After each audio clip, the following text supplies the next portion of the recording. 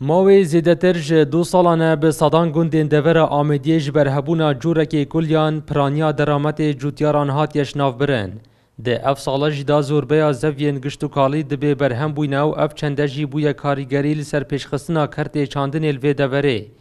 جوتیارن گندین دور آمدیه دخوازن حکومت حریم کردستان زیدتر هاریکاریان لسر دابش بکش بوهند او جوره کلیان نمینی تو دا کو کار خوی چاندن بباشی پریو بن. زریعت افصله پیچه چونکو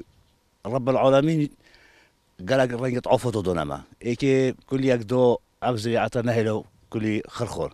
یو دوی تاکود یو سی حکومت تازه به عرکی خنور رو بیداری چه هری کیو فلاحی نکرد نه درمانه کی نه تشتکی کوبینی تازه به عفی کلی به عفوتا کی کوپراشین هری کیو مفکدن راستی زریعت که بیشتر بر افصله نه بودن موی نه دور بور هلایا نه چتش نمویا و تشتت كحكمات بماتكيش يعني حكمات هنت هوري كوريو فالوحي نه تذكر الراستي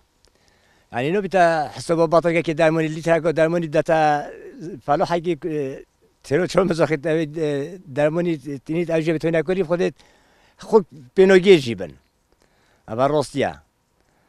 وباكي جيمان يعني بين بخدت تسنهلو عاول طارق بهوتي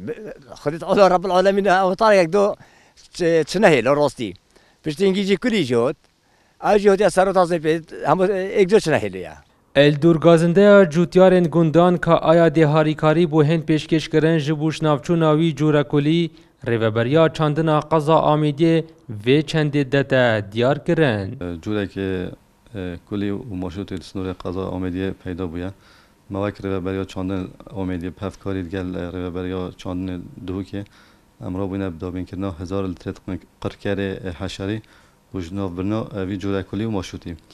و هاتی دابش کردن سنور قضا میدیل سر همی هوا هر جوتیاره که پیتوی و کار به همیت شد سردانه مبکتش بو ورگتنه